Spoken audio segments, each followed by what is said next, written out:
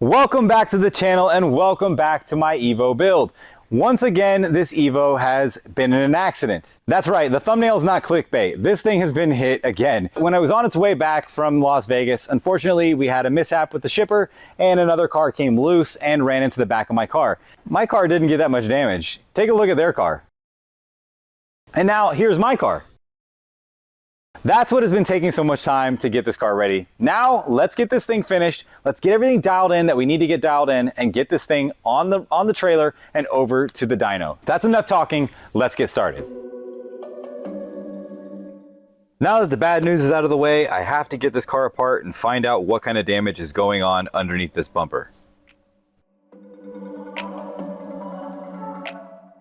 So the reason why I have to pull the suspension again is because there is no natural braking spot where I can coat this and then paint this again. The only places I'm going to be able to hide the paint line is going to be here on the edge of the frame rail. Even though right there, it's still gonna show a little bit, it'll be okay.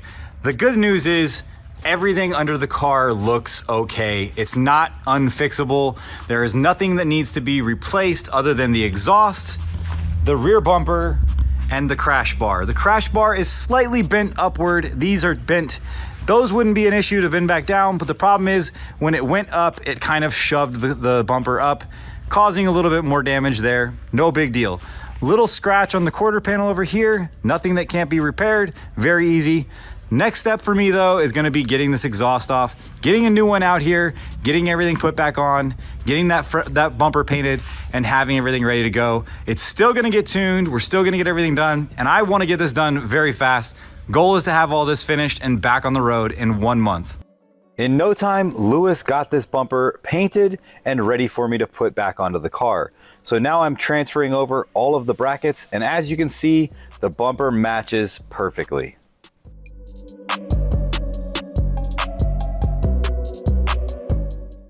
Now this looks really kind of crazy, but it's actually not that hard to do. What I'm doing here is I'm de-looming all of the wires and separating them individually and running them to each individual plug. Once I have that done, I zip tie them into little individual strands, and then I go back and I wire loom the entire harness. This kind of sounds like it's a big job, but it's really not that bad.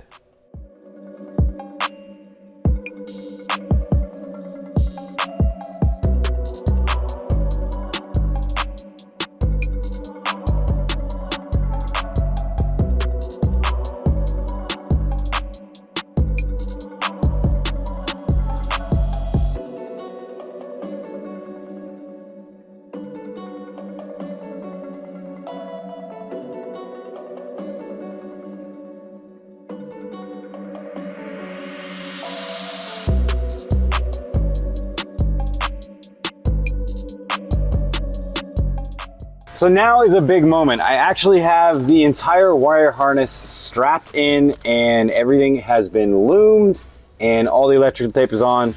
Now it's time to finally get this thing powered up and find out what other problems I have, because I'm sure there's plenty. Now with the harness completely loomed, I plug everything back in and route it in very nicely and neatly.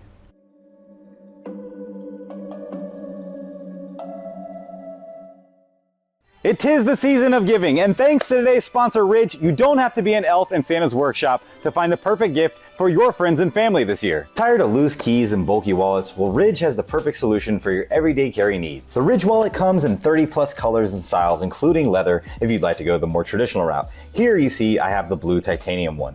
This is my favorite because obviously I love titanium. AirTag attachments are available on every relevant product, so you'll never lose your essentials again. Make it personalized with a text or a design to add that special touch to your gift. With over 3 million customers and over 80,000 5-star reviews, and also they have a 99-day risk-free trial that lets you give the perfect present without the worry of having something that you cannot return. A lifetime warranty ensures that this gift isn't just for now, it's for life. The Ridge wallet expands to hold up to 12 cards, plus room for cash, while still remaining slim as possible and also discreet and easy to fit into any pocket. The Ridge wallet is designed with RFID blocking materials. This will protect you from digital pickpockets. When you're on your daily commute or you're banging through the gears, nobody loves to hear the sound of jingling keys, because this can often be mistaken for many other noises inside of a car. But Ridge has the solution with the key case, which securely holds 1 to 6 keys. Get 30% off your order when you're buying the Ridge wallet and the key case together. 2 daily essentials, 1 great deal. Shop the holiday sale by going to ridge.com/JackBuildsIt and get up to 30% off through December 20th. Use my link and you can enter for free for a chance to win a Ridge bundle worth $4,000. So if you're looking for the perfect gift for your friends or family, head over to ridge.com right now, use the link in the description, and get some of the biggest savings that they're gonna have all year long. And if you order now, it's your last chance to get yours before Christmas if you order before the 18th. Now, let's get back to the build. So while this may not look like a lot, it is actually a lot. I have rewired the entire front harness on the car now. We are gonna see if the car powers up. I have all the grounds in place, the battery is in place, and now I'm just gonna set that terminal on there and pray that I didn't forget anything. Let's take a look at this. Okay, she's in place, and we're gonna just do it with the remote here. See if we get any reaction from the lights. And it's finished. The next step is changing out that guy back there. And I don't know if you can see that, but that's the inside of the car, because I've had to change out now the slave cylinder as well as the master cylinder. That is a lot of work, and let me show you what it looks like inside the car. Because the area over there is extremely hard to get anything into, I came in here, and if you can see, the new master cylinder is in, as well as the new slave cylinder on the other side. The difficult part is getting these hoses connected and not dripping any brake fluid. And if you can see that hose right up there, none is going through, and that's because the old master was not pumping any fluid at all. So now, gotta get this thing in place. Wish me luck, because my body hurts being cramped in this car. Pulling the clutch master cylinder through the firewall required me taking off the clutch pedal, but this wasn't that hard to do, and it actually was pretty clean, and I didn't spill any brake fluid. So a really important thing when shifting gears, you actually want to have a clutch. That was a joke. Anyway, obviously, what I'm going to do now is I'm going to use this thing here. This is a mini vacuum bleeder. It has a little reservoir here where it'll collect all of the excess fluid coming through, and that way I can take out all of the air and have a clutch pedal. Let's get started. Now I top off the brake reservoir and I use the vacuum pump to bleed the clutch.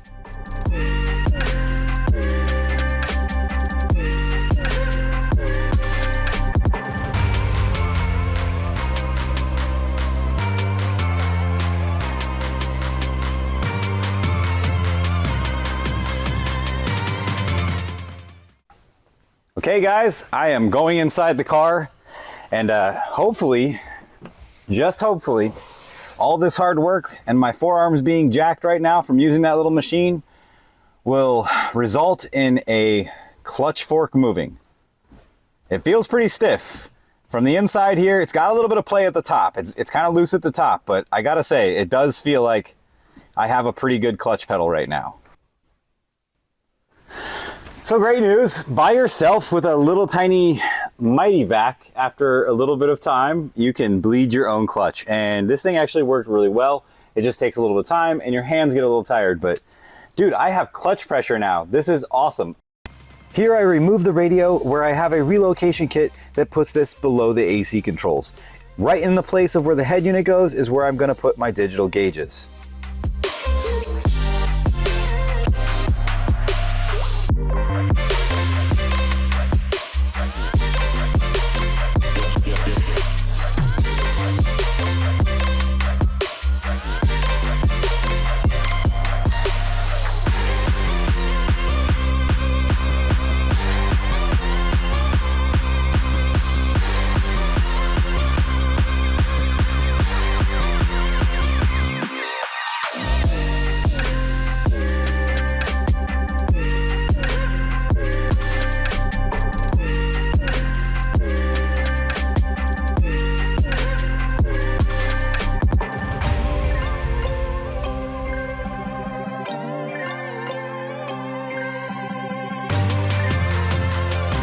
Now I have everything plugged in. I have all the fuses added. Everything is ready to go. The key is in the ignition.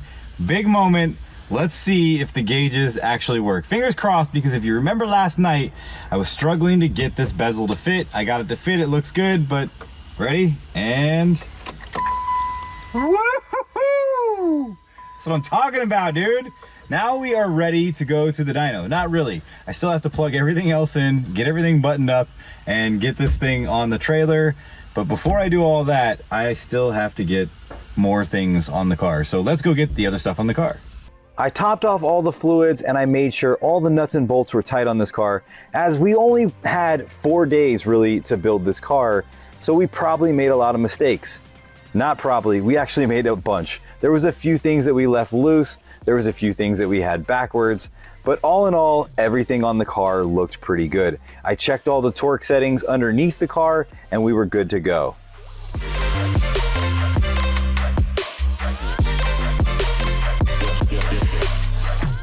This is getting really exciting. The last thing I had to do was put on the fender liners, and now the car is ready to go to the dyno. It is not completely finished because there's still a few things we need to do, like paint the rear wing and put on the mirrors. But this car is for all intents and purposes, this car was ready to go to the dyno. So now you guys know why the car has taken so long to get to this point and why you haven't seen that many videos yet. Let's take a look under the car and really point out all the stuff that we've done to this car to transform it. So out back, we did a ton of work to this car. Before we get to all the parts on the bottom side of this car and all the things that we did, let's talk about the frame rails.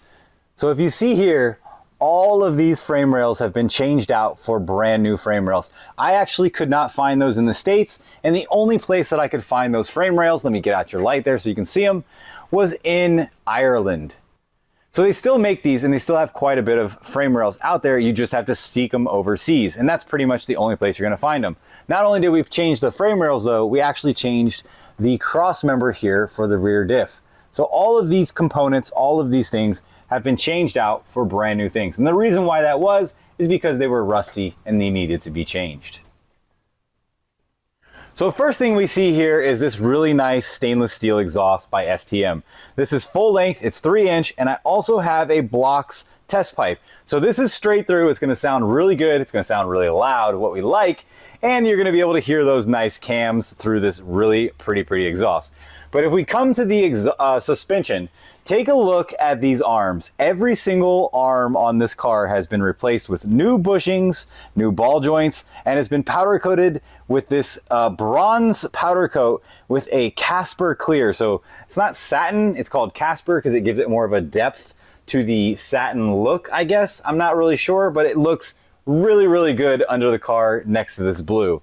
So now we come to the rear diff. The rear diff has been fully maintained. I have to change this O-ring because silly me thought I can get in this and just crank on that old O-ring and it's gonna just tighten right up and we're not gonna have any issues. Well, guess what? There's a little tiny bit of a leak there, as you can see here on my finger. But we have a new rear diff cover, we have the gears all cleaned out, everything has been checked, inspected, and it was actually good. There was nothing wrong with that.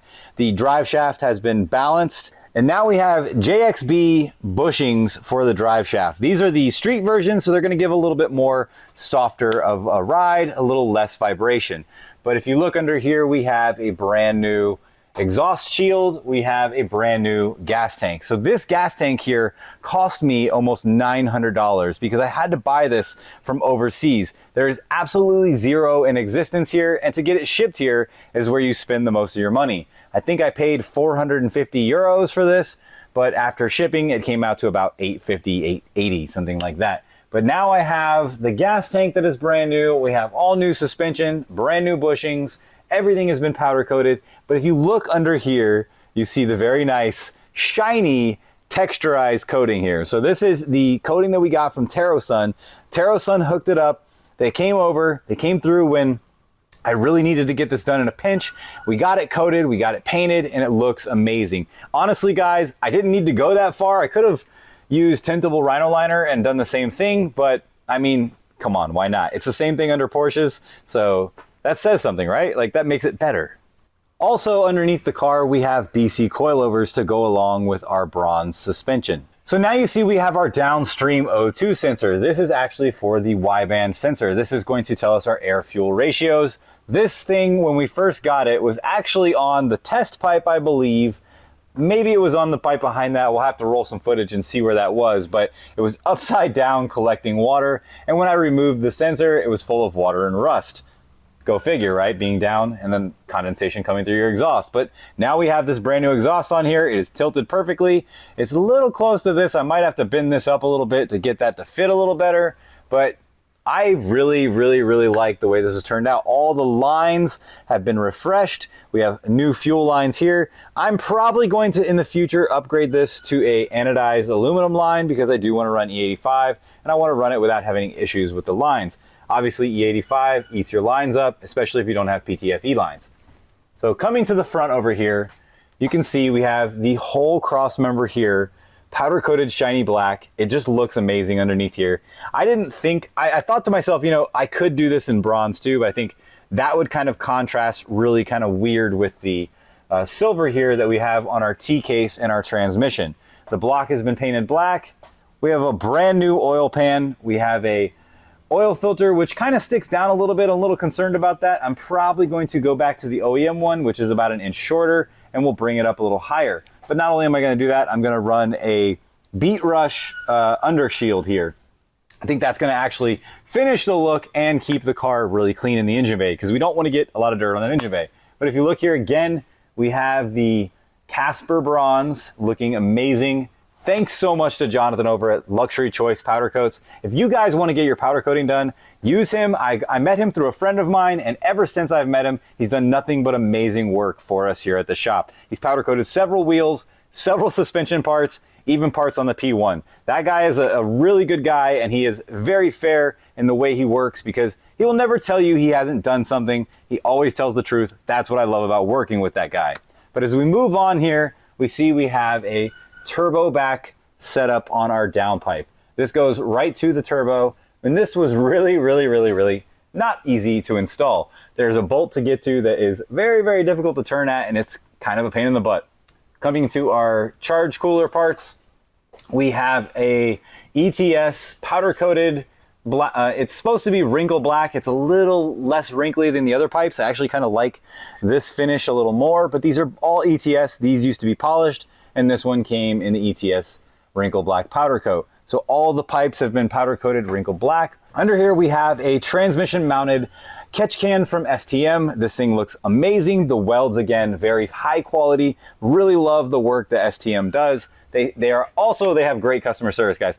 They gave me nothing for free on this build, but I will always say, if you're building a car or building an Evo, check them out because those guys have a lot of really good high quality parts and they're very good customer service. Because I was a good customer of them, they actually just took the parts back and didn't charge me to restock those. So thank you so much to those guys. And if you need some parts, go check them out. So if we come over here to our front lip, we have the last part that stopped me on this car before SEMA. So at about 5:30 in the morning, when we were putting this car together, I had the whole front end together and was ready to put the bumper on. And as I fit this, it did not fit. So I'm not gonna say the name of the company, but I had to cut off all of their mounting brackets and then make my own mounting brackets, which basically meant putting self-tapping screws in it to hold it on for the show. But now that it is back from the show, I've put a nutsert in every single part, and I have bolts holding this thing on securely so that I won't have any issues with it falling off. And it's nice and steady. But yeah, so that's the bottom side of the Evo, and voila, it looks really good, right? So a little touch, and it's something that I wanted to do to make this car kind of my own, as well as kind of different from all the other Evos out there, are things like the titanium. So a lot of guys have titanium on here, but I went with a brushed titanium here, fading from raw to the bronze color. Had my channel name put here on the heat shield for the valve cover. So I also had JD Customs put the logo for each reservoir that I have here, like the power steering reservoir, the overflow tank.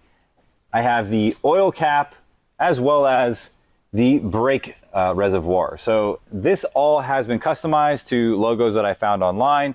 I sent it to them. They took care of it. They made it look amazing, and these guys knocked it out of the park. As far as titanium is concerned, I think they're probably one of the best out there, if not the best. So as we get to the engine bay, we see lots of go fast goodies here, and I went and I spared no expense to make this car the right car. And I wanted this car to be something that I could be very proud of, and I am very proud of what me and the team have accomplished here. We've done some pretty amazing things. So like I said, I swapped out the radiator for a CSF Slim. This also has a Spall fan on it, so it's very nice and tight in there, and you can actually see inside of the engine bay.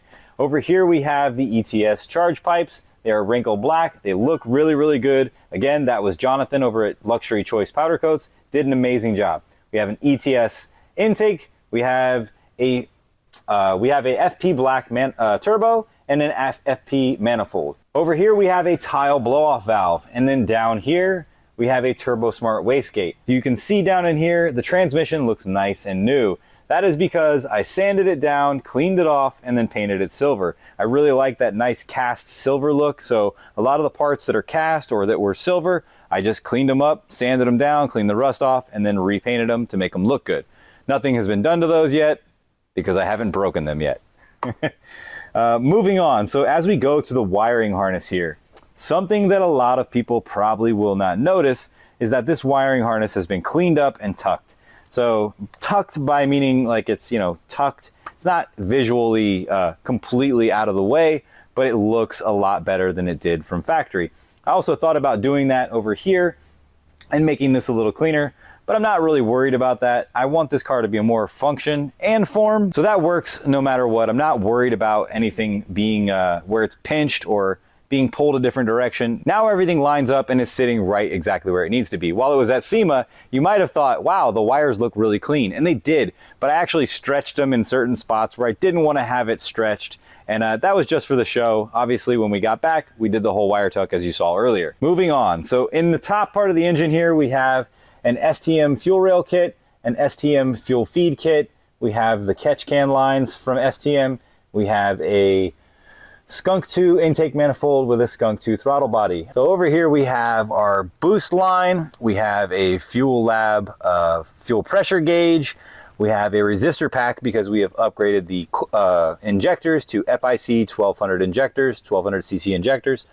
And then over here we have the badge for Derek and Rita and Zach and Aiden. The shop is called DRZA, and it says DRZA built. Thanks again to Derek over there for just killing it and really making this build above and beyond. Because that's what we're going to go to next, and we're going to talk about what we did on the inside of this car. So on the inside of this engine, we put brand new cams. We did 274 cams because, you know, hot boy sounds, got to make the hot boy noises. We did Beehive springs, the GSC Beehive springs. We did the GSC balance shaft delete kit. We did Manly Turbo Tough I-beam rods and Manly Turbo Tough pistons. Thanks again to the guys over at Real Street. They also supplied us with ACL bearings. And thank you guys again, because without you guys, that wouldn't have got finished. This wouldn't have been in the car. We would have had hood closed and something covering this hole here, because that wouldn't have been able to be visible at SEMA. And I don't even think I would have wanted to bring the car then, because really this was the showpiece that I wanted to show off, all of the work being done in here. We have a Gates Performance belt. We got the clear cover. We have the mini battery, so that way we don't have to relocate to the back. So many people came together to make this actually happen. Thank you guys again. I'm forgetting so many things on this car right now, but I mean, we got, you know, shocks for the car, you know, again, Luxury Choice with the powder coat. I think that's about it on the engine bay. I could be wrong. No, we balanced and we polished the crank. So the crank has been polished. Everything is good there. So once again, we had a bad repair on this side where I had to cut out the old repair and do a repair from something that I've never done before. This was a very big learning experience for me, guys. I've done a lot to this car that I've never done to any other car. And one of the things was there was this piece here that we got from a Lancer, which was oddly enough the exact same body line right here and the exact same shape right here. The only difference between the Lancer and the Evo on the body line, actually, you know, but there's a lot of differences, is right here where it actually gets wider. Anything up here is pretty much the same. So that's why a lot of Lancer parts will fit this car. If you didn't know, the doors, the windows, all the stuff on there, that will all be exactly the same, and you'll be able to swap those things over. So now we get to look at the interior, a better and closer look of something that you guys saw in the last video. But again, this is where the car goes to the next level. This is what brings this car beyond a lot of other Evos out there. Not that my Evo is the best Evo. I'm not sitting here trying to claim anything like that. I'm just saying that the interior on this car is amazing, and Matt from E3 Customs did an amazing job. I could not have asked for anything better than what is in this car. So even though the car is a little dusty, it still looks amazing. The next person that I have to thank for doing the most amazing job on the car is Lewis. Lewis, I've known him for many years. You guys saw that in the video, and I was really happy that I had my friend, who is an amazing painter, paint my first car as my first build for YouTube. This is my dream car, and it's a dream to work together with all of these people. So if you look at the car is a BMW Marina Bay Blue. I really, really, really love the look of this color. I love the way that it gives you these subtle tones where you get these light marks where the body lines are, and then you get the dark tones down the side. So if you look at the car from any angle, you're getting multiple different depths from the color. So what I mean by depths is the color, the way it changes. So in the light, the car might look really light. In the dark, the car might look almost black. So that's what I love about this color, is because it shifts a lot. And because of the pearl that is in the paint, it gives it a very deep look. So by deep look, obviously, I mean that it looks like the clear coat is super, super thick. And that's because of the pearl paint that's underneath. Obviously, we're missing mirrors still. The reason why I'm missing mirrors, guys, is because, not because they're not painted on the outside, the cap is actually painted. I fully disassembled them, and if you've ever disassembled an Evo or a Lancer mirror, you will know that it is a pain in the neck to put it back together. So to put it back together, you actually have to clamp a spring that's on the inside and then slide this U-clip in there to hold the actual housings together. The reason why I didn't do that yet is because when I went to go to SEMA, I didn't have time to paint the housings on the sides here. So not the housing, but the piece that the mirror attaches to, where it swivels. I don't know what you would call that, but I didn't have enough time to paint that. That actually sat for a little bit, and I needed to just kind of put that out of the corner and not do it. And then again, one other thing that you can see that is missing that I know you guys have talked about on this car is the wing. I am definitely not going wingless. When I bought this car, it was very sad that there wasn't a wing in the trunk. I was hoping maybe that it didn't get stolen or it didn't get taken off and that it was on the car. But unfortunately, it was off the car. We had to replace it. We found a wing. That wing happened to be probably the worst wing in existence, and it was completely faded on the carbon parts. It had been painted with rattle can black across the top. You could see primer on the bottom of the carbon, and the sides had been painted, I think, 4 times. It was painted red, then white, then black, I think, or no, black, then white. So it's been painted several times. It needed a lot of work, but thanks to the guy who I got it from off of Facebook Marketplace, he gave it to me for $200. Like, so that's a steal. It's a $750 wing. It needed a little bit of a refurb, but that's okay. I'm not paying $800 or $750 for a brand new wing that I still need to take apart and paint to match my car. Okay, let's go out back. So looking out back, we have a very, very, very, very, very nice look with the 7 lights, the 9 bumper, and the 8 body. The body is no different from the 7, 8, and 9. I just said that because it sounded good. Anyway, I kept the keyhole. A lot of people shave the keyhole or they color this in. I actually kind of like it. It stands out. It's corny. It's me. But once again, the graphite gray here on the bottom is what actually ties in that front logo. So the Diamond Star logo or the, you know, whatever. Was it a propeller on the... Do you know about this? No. So there's a little bit of history behind that logo. That actually was the propeller on the was it the Japanese Zeros, right? Yeah, oh, really? I believe it was. So you Mitsubishi. didn't tell me that when I bought mine. So it's, you know, it's a little taboo subject, but whatever. Who cares, dude? This, you know, Diamond Star. world peace. World peace. Listen, I love this car and I love what they've made. That sounds dumb. I'm not gonna do that. That was the worst idea to say that. Let me not say that. Okay. So coming out back, you see we have a very nice rear end. And by nice rear end, I mean she got a big booty. It looks good. I love it. So we decided to go with the 9 bumper. We have the 7 taillights, and there will be a wing back on this. So once the wing goes back on, it will complete the look. I'm not gonna delete the wiper. I actually like the wiper. I don't know, what do you feel about the wiper, Tommy? Are you a rear wiper kind of guy? I'd leave it. It looks cool. Yeah. I mean, why not? Why not? What about a chassis wing? There's a big chassis wing coming out, and yeah. Anyway, moving on. We're not gonna put a chassis wing on this car. No. A parachute? You can't borrow my car anymore. I'm gonna parachute.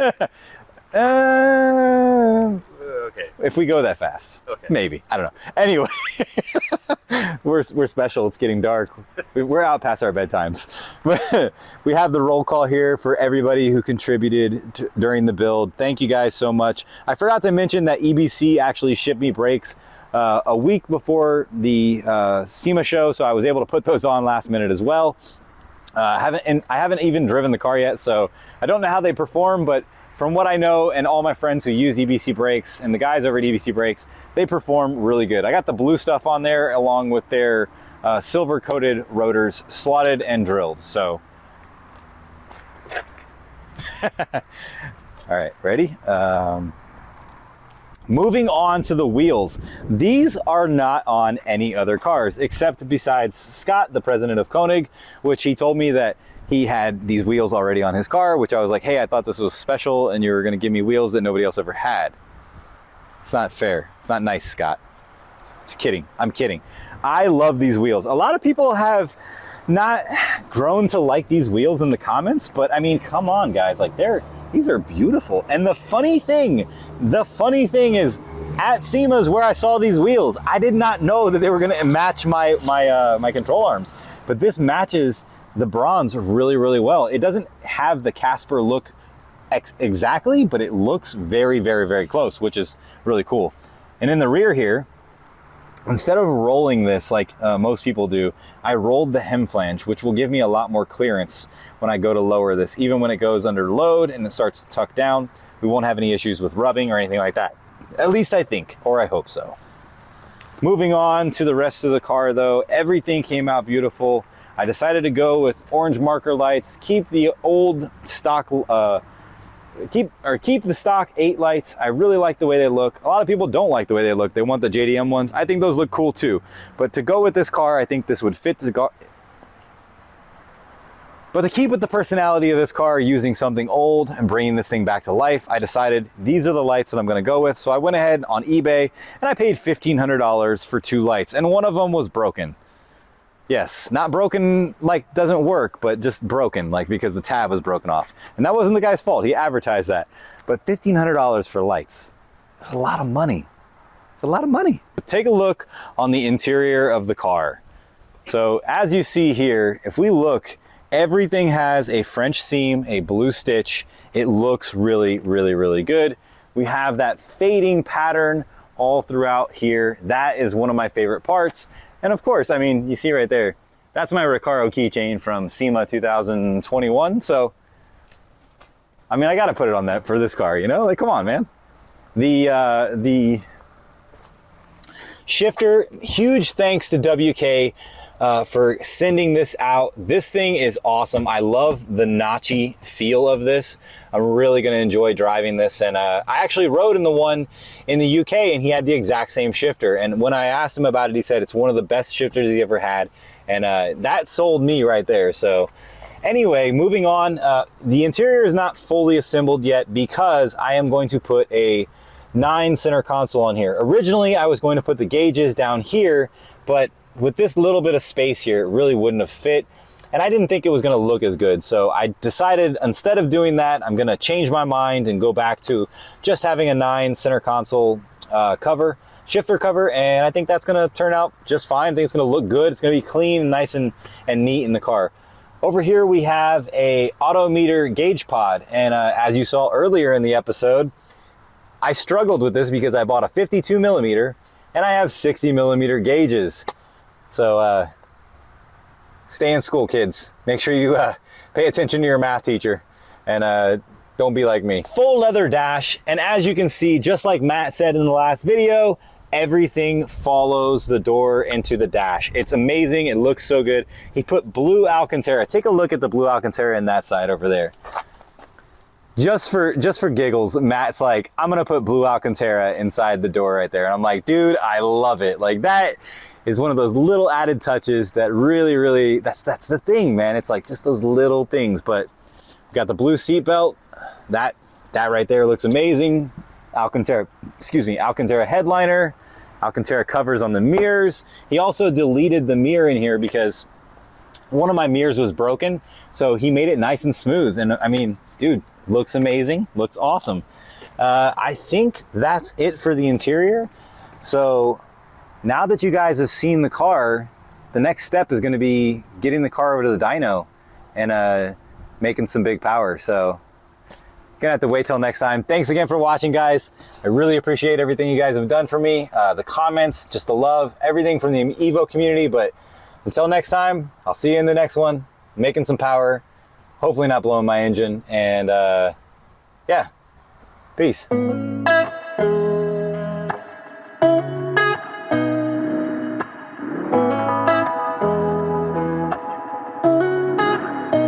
Please fill my cup. Am I really asking for much? It's been a long week. I'm looking